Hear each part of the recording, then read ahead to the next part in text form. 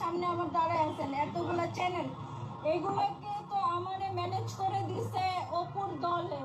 যখন অপুর এনসিপির উপরে প্রশ্ন আসলো, যখন এনসিপির উপরে প্রশ্ন চলে আসলো, এনসিপির স্বার্থে চলে আসলো, তখন তারা আমাকে এখানে নিয়ে আসলো।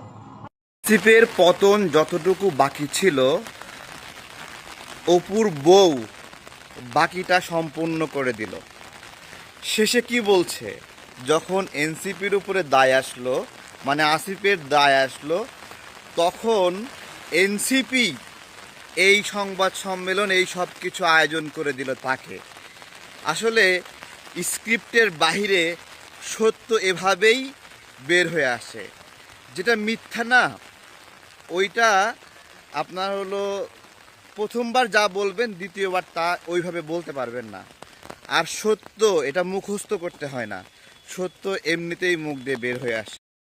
আসিফ অপুর বউকে দিয়ে বলাতে চেয়েছিল যে ইশরাক জোর করে জানে আলম অপুকে দিয়ে এই ভিডিও করিয়েছে। তো এটা একটা পরীক্ষার বিষয় যে ইশরাক করিয়েছে কিনা, প্রমাণের বিষয়। কিন্তু অন্তত এটা প্রমাণ হয়ে গেল যে জানে আলম অপুর বউকে দিয়ে আসিফ এই ভিডিওটি করালো, এই সংবাদ সম্মেলন করালো। এই সরল স্বীকারোক্তি স্ক্রিপ্টের বাহিরে অপুর বউ বলেই দিল।